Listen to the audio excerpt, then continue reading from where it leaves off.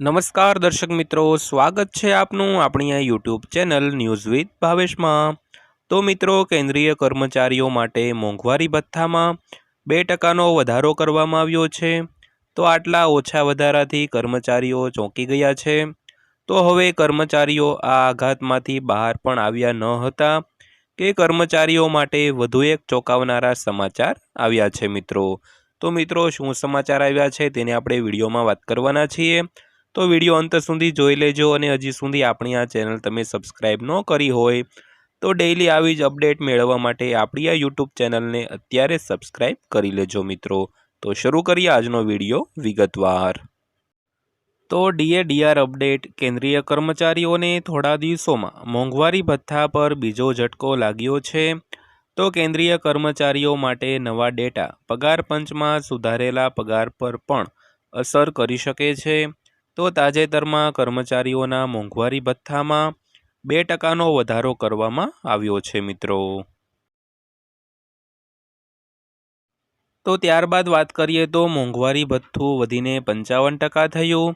કેન્દ્રીય કર્મચારીઓ અને પેન્શનરોનો મોંઘવારી ભથ્થું 55% રહેશે। તો જાન્યુઆરી 2025થી મોંઘવારી ભથ્થું 2% વધારવામાં આવ્યું છે। તે જ સમયે કર્મચારીઓને આશા હતી કે મોંઘવારી ભથ્થામાં 4%નો વધારો કરવામાં આવશે। તો હવે કર્મચારીઓની આશા પર। ત્યારબાદ વાત કરીએ તો મોંઘવારી ભથ્થું એઆઈસીપીઆઈના ડેટા પર આધારિત છે। તો કેન્દ્રીય કર્મચારીઓ માટે મોંઘવારી ભથ્થામાં વધારો all India consumer price index એટલે કે એઆઈસીપીઆઈના ડેટાના આધારે કરવામાં આવે છે। તો આ 6 મહિનાના સરેરાશ ડેટા પર આધારિત છે। તો પહેલો સુધારો જાન્યુઆરીથી અમલમાં આવશે, જેના માટે જુલાઈથી ડિસેમ્બર સુધીના એઆઈસીપીઆઈ ડેટા લાગુ કરવામાં આવ્યા છે। તે જ સમયે જુલાઈમાં થયેલા વધારા માટે જાન્યુઆરીથી જૂન સુધીના ડેટાને આધાર તરીકે લેવામાં આવે છે।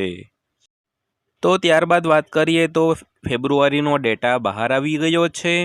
તો ફેબ્રુઆરી માટેનો all India consumer price index data જાહેર કરવામાં આવ્યો છે। તો ફરી એકવાર ઘટાડો નોંધવામાં આવ્યો છે। આનાથી જુલાઈ મહિનામાં થનારા વધારા પર અસર પડી શકે છે। તો જુલાઈમાં ડીએ વધારાને લઈને કેન્દ્રીય કર્મચારીઓ માટે ચોંકાવનારા સમાચાર છે। તો કર્મચારીઓ હજુ પણ 3થી 5%ના પગાર વધારાની અપેક્ષા રાખી રહ્યા છે। ત્યારબાદ આ આંકડો કેટલો ઘટ્યો તેની વાત કરીએ તો શ્રમ અને રોજગાર મંત્રાલયના શિમલા સ્થિત શ્રમ બ્યુરો દ્વારા આ ડેટા જાહેર કરવામાં આવ્યો છે। તો આ દર્શાવે છે કે ફેબ્રુઆરી 2025 માટે all India consumer price index AICPI data જાન્યુઆરી 2025માં 143.2 પોઈન્ટથી 0.4 પોઈન્ટ ઘટીને 142.8 થયો છે। તો જુલાઈમાં મોંઘવારી ભથ્થું ઓછું વધશે। જુલાઈમાં થનારા મોંઘવારી ભથ્થામાં વધારાનું એલાન ઓક્ટોબર 2025માં દિવાળીની આસપાસ કરવામાં આવશે। તો આ 7મા પગાર પંચ હેઠળનો છેલ્લો સુધારો હોઈ શકે છે, કારણ કે 8મું પગાર પંચ જાન્યુઆરી 2026માં લાગુ થવાની ધારણા છે। ત્યારબાદ અંતમાં વાત કરીએ તો પગાર પર પણ અસર થઈ શકે છે। તો મોંઘવારી ભથ્થામાં ઓછો વધારો 8મા પગાર પંચના પગાર પર પણ અસર પડી શકે છે।